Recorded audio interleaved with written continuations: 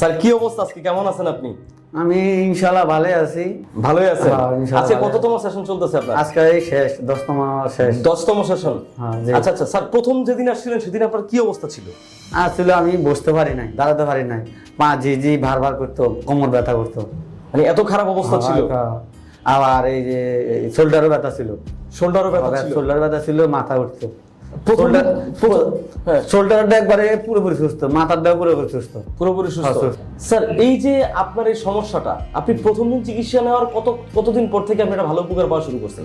ইনশাআল্লাহ মানে যেভাবে আমার অসুখ ছিল, আমি তো বসতে পারতাম না, টয়লেট করতে পারতাম না। প্রথম দিন চিকিৎসা নেওয়ার 24 ঘন্টা পরে আপনি কি কোনো উপকার পাইছেন? হ্যাঁ উপকার পাইছি, হ্যাঁ উপকার পাইছি। হ্যাঁ। কেমন উপকার পাইছেন? পাইছি আগের তো যে প্রথম ডোজ নেওয়ার 7-24 ঘন্টা পরে আমি একটু পাইছি কি বসতে পারতাম, এটা দাঁড়ায় থাকতে পারতাম, ঝিঝিঝ করতো না, বারবার করতো না, আচ্ছা হালকা বসতে পারতাম।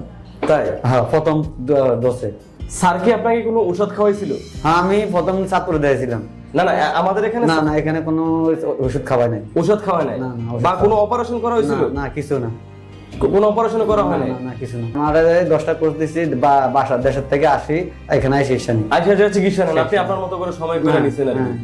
স্যার এই যে চিকিৎসা নিলেন এখানে, প্রথম যেদিন আসছেন স্যার কি আপনার কাছ থেকে কোনো ভিজিটিং? না কোনো ভিজিটিং না, স্যার অত্যন্ত ভালো লোক, ভালো মানের মানুষ।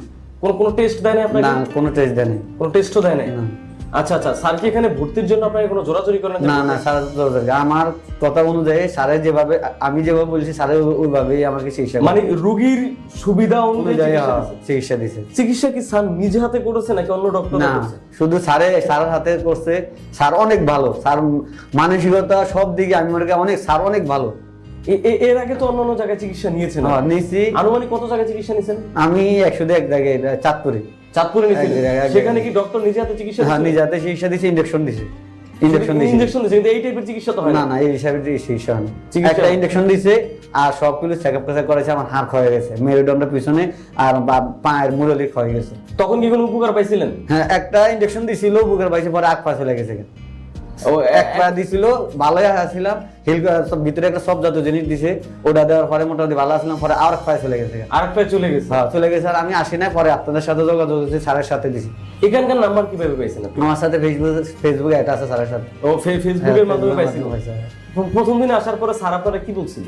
প্রথম দিনে আসছি, আর স্যারের ঠিকানা দিয়েছে, স্যারের বলছি কইছে আসেন এখানে, ঠিকানা দিয়েছে, আসছি। মোটামুটি স্যারের দেখে ভালো লাগছে, স্যারের কথাও ভালো লাগছে, স্যারের মন মানসিকতা অনেক ভালো। আচ্ছা আচ্ছা আচ্ছা আচ্ছা, তারপর এখানে নিয়ে গেলেন। এখানে যে চিকিৎসা নিচ্ছেন আপনি, চিকিৎসা খরচটা কি অনেক বেশি নাকি? না, সাধ্যের মধ্যে ইনশাআল্লাহ সবাই পারবো, সবাই আসেন, আমি তো আগে সবাই আসেন এখানে, যা ফেআইডি সমস্যা ভুগছেন তারা এখানে আসেন, ইনশাআল্লাহ ভালো হইব, ইনশাআল্লাহ ভালো হয়ে যাবে, ইনশাআল্লাহ ভালো হয়ে যাবে। স্যার অনেক বড় ভালো মানুষ। স্যার আপনি যে এতদিন এখানে চিকিৎসা নিয়েছেন, অনেক রোগী আপনি নিশ্চয়ই দেখেছেন? অবশ্যই দেখেছি, আমি মালয়েশিয়া গেলে আমি অবশ্যই দেখাম। আপনি কি প্রবাসী? আমি প্রবাসী। আচ্ছা আপনার নামটা একটু বলবেন? মোহাম্মদ আব্দুল খালেক। আপনার বয়সটা? আমার বয়স 42 হবে, 42-40 হবে। আপনি পেশায় কি করেন? আমি পেশা প্রবাসী।